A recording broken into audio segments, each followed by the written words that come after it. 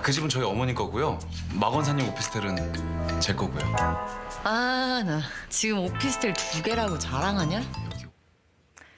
네, 오피스텔 자랑 삼아 말씀하시는 분들 요즘 제법 많아졌습니다. 달아오른 청약 경쟁률이 보여주고 있습니다.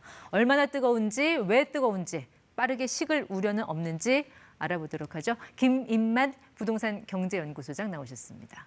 네, 소장님 어서 오십시오. 안녕하세요. 요즘 부동산 시장에서 워낙 깜짝깜짝 놀라게 하는 숫자들이 많이 나오긴 하는데 네.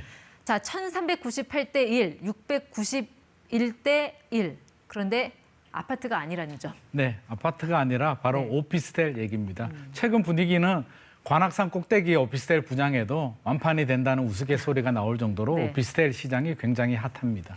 보통 오피스텔 하면은 네. 우리가 흔히 생각하는 거는 작은 원룸 아니면 사무실 용도로 쓰는 그거잖아요. 네네. 요즘은 아파트처럼 나오는 것 같아요. 기존에는 이제 수익형 부동산이라고 해서 월세 받는 용도였는데 네. 최근에는 주거용 부동산, 아파텔이라고 해서 아파트처럼 전용 59나 84제곱미터로 내부 네. 구조를 만들어서 아파트처럼 사용할 수 있는 그런 새 오피스텔이 굉장히 네. 인기가 있습니다. 지금 이렇게 인기가 있는 거는 그런 새로 지은 오피스텔 그 시장인 거죠? 네, 맞습니다. 기존 시장은 어떤가요? 기존 시장은 전반적으로 이제 수익형 부동산, 임대 수익률에 맞춰지기 때문에 네. 소폭 상승은 하더라도 이 정도 핫한 상황은 아닌데 네. 주거용 부동산은 아파트 시장과 맞물리면서 굉장히 뜨거운 상황입니다. 그럼 과천의 경우 이제 1398대 1의 경쟁률을 보였다고 하는데 네. 분양가는 어땠습니까? 분양가는 전용 84 기준으로 16억 원 정도, 16억 네. 원에서 최고 22억 원 정도 나왔는데 어. 기존 생각해 보면 깜짝 놀랄 일인데 네. 요즘 아파트 분양가가 워낙 높다 보니까 상대적으로 이 정도도 괜찮은 거 아니야? 이런 분위기가 형성이 되고 있습니다. 근데 그런 게요. 이제 과천같이 입지가 좋은 지역이어서 이렇게 오피스텔이 인기인 건지 네. 아니면 다른 지역까지 나타나는 현상인지 그건 어떻게 보고 계세요? 이게 특정 지역만 이렇다라면 이게 크게 문제가 되지는 않는데요. 네. 지금 서울, 수도권, 지방, 광역시 전반적으로 주거용 새 오피스텔 가격이 굉장히 네. 높아졌고요. 인기도 등달아가서 올라가면서 프리미엄도 붙고 네. 그러다 보니까 투자 수요들이 더 몰려들게 되면서 지금 굉장히 과열 상황입니다. 자, 그럼 이렇게 오피스텔에 청약 수요가 몰리는 이유는 어디에 있다고 보세요? 여러 가지 이유가 있을 텐데요. 일단 규제의 풍선 효과라고 좀 보여지는데요. 네. 전체적 그래프를 보시면 아파트 거래량은 좀 많이 줄어들었는데 오피스텔은 굉장히 과열이잖아요. 투기 네. 수요들이 아파트는 규제가 많고 오피스텔은 규제가 상대적으로 약하다 보니까 네. 오피스텔로 좀 많이 유입이 되는 경향이 있습니다. 뭐 조금 더 설명을 드리자면 네. 뭐 아파트 같은 경우는 청약을 받으려고 해도 굉장히 청약 통장도 있어야 되고요. 그렇죠. 무주택 기간도 길어야 네. 되고 여러 가지 제약 사항이 있는데 아. 그래프 보시다시피 청약 통장이 필요가 없습니다. 주택이 아니기 때문에. 오피스텔은 건축법이 적용되는 건축물이거든요. 업무용 시설이다 보니까 청약 통장이 필요가 없고요. 가점제, 뭐 무주택 기간 필요 없고요. 네. 100% 추첨제다 보니까 젊은 친구들이나 이렇게 대상이 안 되는 분들은 오피스텔 넣어보자라는 성향이 강하고 대출 규제 굉장히 심하잖아요. 네. 주택 같은 경우는 LTV 40% 정도 적용이 되는데 비주택이다 보니까 최고 70%까지 네. 대출까지 되다 보니까 이만큼 좋은 상품이 어디 있겠느냐. 투자 네. 수요들이 많이 유입이 되고 그러니까 아파트 대출 규제가 강해질수록 상대적으로 인기가 올라가는 게 바로 이 오피스텔 시장이 네, 된 맞습니다. 거군요. 네. 그 분양권 같은 경우는 전매가 가능합니까? 분양권이 100세대 미만 오피스텔은 분양권 전매가 가능한데요. 네. 아파트와 다르게 오피스텔은 100세대 미만이 굉장히 많거든요. 그러다 네. 보니까 이게 전매도 가능하고요. 아파트는 분양권이 주택수, 양도세 주택수에 포함이 돼서 내가 네. 집을 하나 가지고 있는데 아파트를 분양받게 되면 1가구 2주택이 되는데 오피스텔 분양권은 그런 규제가 적용되지 않다 보니까 네. 팔 수도 있고요. 예. 주택 수요도 안 들어가다 보니까 투자하기에 굉장히 용이한 상품이 되고 있습니다. 그러니까 당첨되면 프리미엄 붙여서 팔면 되는 거고. 맞습니다. 아니면 말면 되는 거고. 그렇죠. 그런 아니면 거고. 말면 되고요. 네. 주로 어떤 분들이 청약해요? 말씀 들어보면 네. 정말 뭐 선수들만 하는 시장인가 이런 생각도 드는데. 그렇지는 않고요. 선수들만 하면 별 걱정을 안 할 텐데 물론 아파트를 가지고 있는 분들 중에 추가로 더 투자하고 싶은 분들도 투자를 하지만 네. 그게 아니라 아파트를 못 사신 분들, 아파트 가격이 너무 올랐고 자금은 부족하고 네. 투자를 하고 싶은데 못하는 분들이 대체 상품, 오피스텔은 청약도 가능하고 분양가도 상대적으로 좀 저렴하고 대출도 나오다 보니까 오피스텔이라도 하자.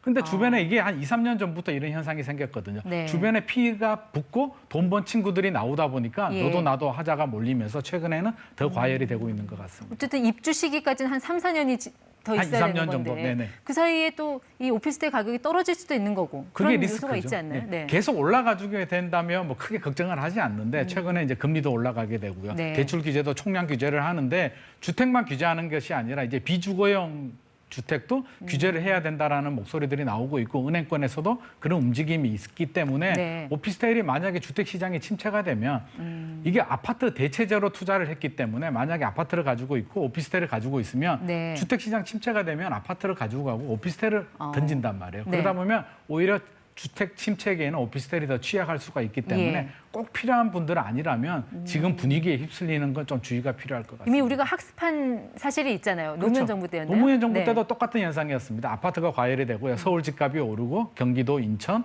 외곽 지역들이 오른 다음에 오피스텔이 과열이 된 다음에 주택 시장이 침체가 됐거든요. 네. 그래서 이번에도 주택 시장이 7년 연속 상승을 하고 오피스텔이 과열 양상을 보이고 있기 때문에 꼭 필요한 실수요자가 아니더라면 분위기에 좀 휩쓸리는 거는 좀 주의가 필요할 것 같습니다. 그러면 당분간은 이 분위기가 유지되나요? 당장 내년은 어떻게 될 걸로 보세요? 내년에 이제 우리 아파트 입주 물량이 굉장히 부족하거든요. 네. 서울 수도권 같은 경우에 아파트 입주 물량이 부족하다는 얘기는 물론 금리가 얼마나 오를지는 좀 지켜봐야 네. 되겠지만 그래프를 보면 5년 만에 최저, 지방은 9년 만에 최저이기 때문에 어. 당분간은 이런 분위기가 좀 지속이 되지 않을까 예상이 됩니다.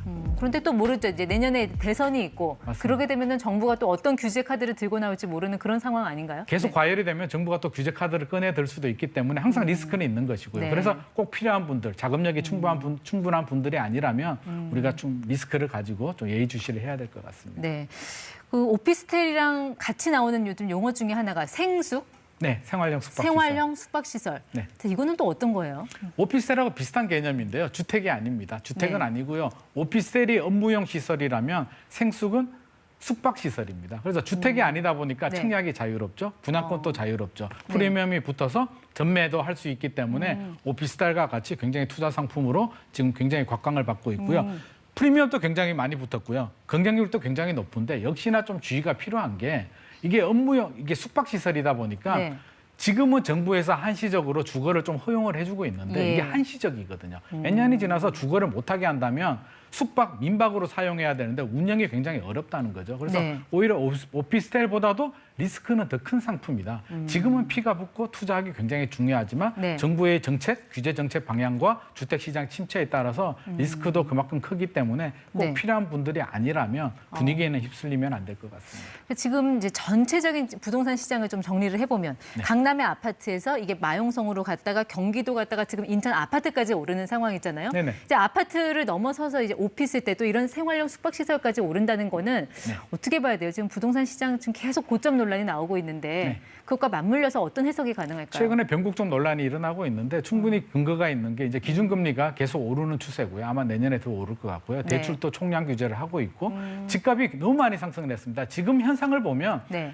집을 사고 싶은데 못 사기 때문에 대체 상품으로 눈을 네. 돌리는 것이거든요. 이게 결국에는 아파트가 너무 많이 올랐다. 우리 PIR이라고 소득 대비 집값을 보면 결국 네. 감당할 수 있는 범위를 넘어섰기 때문에 이제 서서히 변곡점 논란이 의미가 있는 숫자가 될 것 같고요. 네. 지금 분위기가 좀 지속이 된다면 주택 시장이 서서히 안정이 될 가능성이 높기 때문에 너무 불안해서 우리가 네. 벼락거지라고 하잖아요. 나 혼자 투자 못해서 불안해서 이렇게 좀 무리하게 투자하시는 분들이라면 네. 조금 여유를 가지고 지켜보는 것도 좋을 것 같습니다. 말씀하신 그 변곡점이라는 그 상황이 투자자들한테는 가장 또 주의해야 되고 좀 조심스럽게 맞습니다. 접근해야 될 시장이잖아요. 네네. 지금 뭐 오피스텔이라든지 생활형 숙박시설 이런 데 투자를 고려하고 계신 분들, 사려고 하시는 분들 꼭 유의해야 될 점이 있다면 어떤 것들이 있을까요? 저는 자금력은 충분히 가지고 가셔야 될 것 같고요. 신용대출이라든지 이렇게 무리한 투자를 하는 거는 굉장히 주의가. 왜? 침체가 되면 우리가 당분간 버텨야 되는데 안 팔리거든요. 지금은 전매가 되지만 주택시장이 침체가 되면 전매가 안 되기 때문에 내가 잔금까지 가지고 가야 된다는 생각을 가지고 가야 될 것 같고요. 네. 여러 가지 리스크들.